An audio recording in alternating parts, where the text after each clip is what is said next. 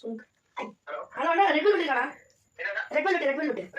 Hello guys, welcome back to Sabin logs.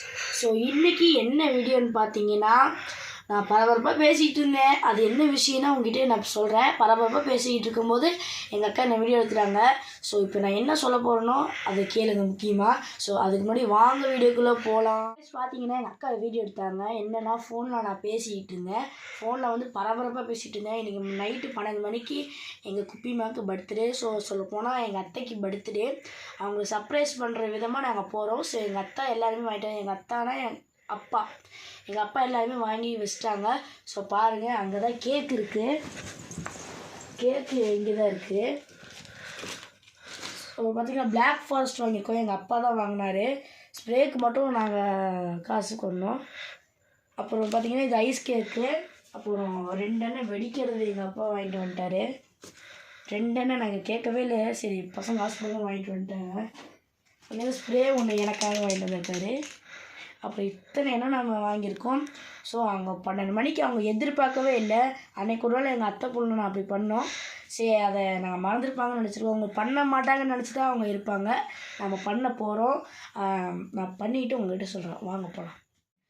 So பார்த்தீங்கன்னா எங்கள் அத்தை பொண்ணு நான் சொல்லிட்டேன், இந்த மாதிரி நாங்கள் சர்ப்ரைஸ் பண்ண வரோம், நீ அப்படியே ஏற்பாடு பண்ணி வச்சிரு. அப்புறம் அப்படியே எங்கள் பாட்டி வீட்டுக்கு போகணும்னு சொல்லியிருக்கிறோம். அந்த கேக்கை வந்து எங்கள் அத்தை வீட்டில் செட் பண்ணி வச்சு நாங்கள் வெட்டிட்டு போயிடுறோம். கிஃப்டெல்லாம் வந்து எங்கள் பாட்டி வீட்டில், இந்த கேக்கை வெடிக்கிறதெல்லாம் எங்கள் பாட்டி வீட்டில் வச்சு நாங்கள் கேக்கெல்லாம் வெடித்து ஸ்ப்ரே அடித்து பண்ணிக்குவோம். ஸோ வந்து எங்கள் அக்காட்ட சொல்லிட்டேன், அந்த அக்காட்ட இந்த மாதிரி நம்மளாம் சர்ப்ரைஸ் பண்ண வரோம், எல்லோரும் ரெடியாக இருந்துக்குங்க. என் அத்தையை தவிர மற்ற யாரையும் ரெடி பண்ண வச்சிடாதீங்க, அத்தை மட்டும் அங்கே இருக்கட்டும், நம்ம பார்த்துக்கலாம். சர்ப்ரைஸை நாங்கள் உள்ளே போய் பண்ணுறோம், நீங்கள் அப்படியே வேடிக்கை மட்டும் பாருங்கள் அப்படின்ட்டோம். அங்கே பேக் பண்ணிகிட்ருக்காங்க, சூப்பராக ரெடி ஆகிட்டு இருக்காங்க. எங்கள் அக்கா பண்ணியிருக்காங்க. கேமராமேன் தான் எங்கள் அக்கா தான் வீடியோ எடுக்கிறாங்க.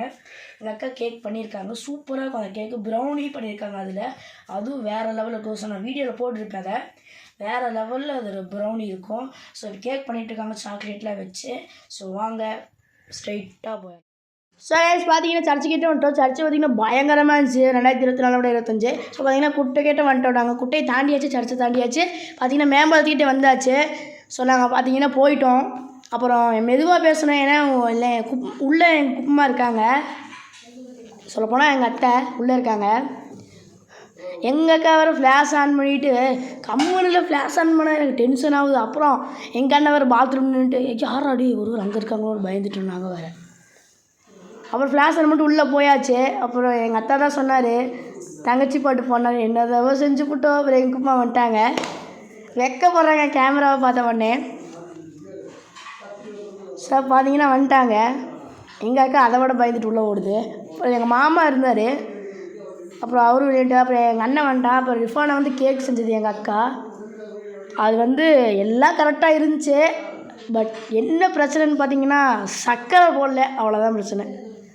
இதே சர்க்கரை இல்லையா அப்படி நீங்கள் நினைக்கலாம்.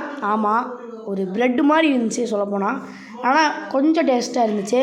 ஸோ பார்த்தீங்கன்னா நாங்கள் ஐஸ் கேக்கு தான் வாங்கியிருந்தோம்.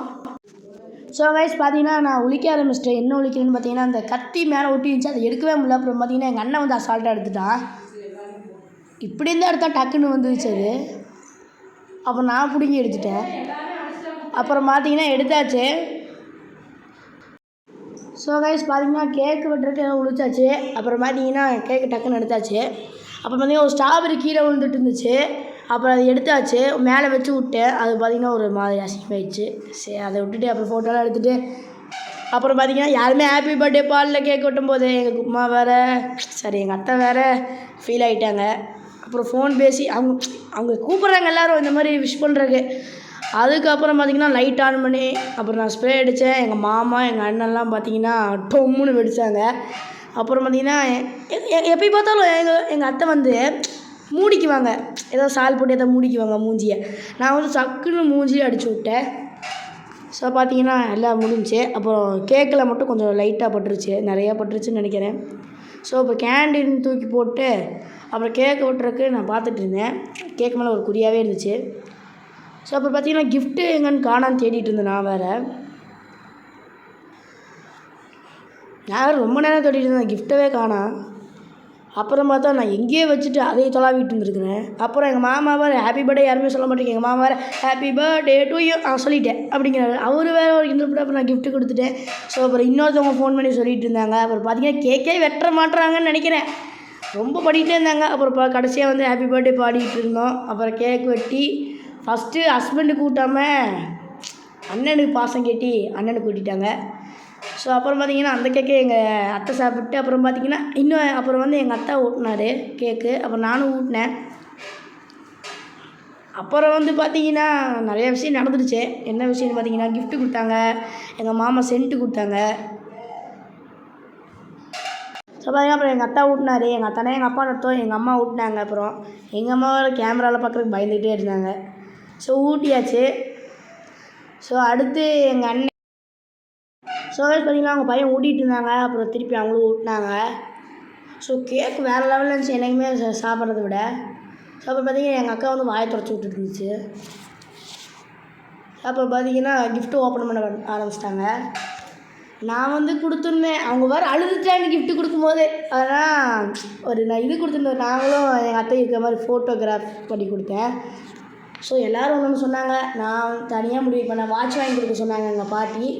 அப்புறம் பார்த்திங்கன்னா சில பேர் சொன்னாங்க நிறையா கிஃப்ட் வாங்கி கொடுறா அப்படின்னு. அப்புறம் நான் இருந்துக்கிட்டு சிம்பிளாக யோசித்தேன். அப்புறம் இது நல்லாவும் இருந்துச்சு. அவங்க இதில் ஒட்டிட்டாங்க. சரி நான் அப்படியே வீட்டுக்கு வந்தேன். ஸோ அவ்வளோதான் கைஸ். இந்த வீடியோ பிடிச்சிருந்துன்னா லைக் பண்ணுங்கள், ஷேர் பண்ணுங்கள், கமெண்ட் பண்ணுங்கள், சப்ஸ்கிரைப் பண்ணுங்கள். கீழே பெல் பட்டனை மறக்காமல் கிளிக் பண்ணுங்கள். ஸோ நம்ம நெக்ஸ்ட் வீடியோவில் பார்க்கலாம். பாய்.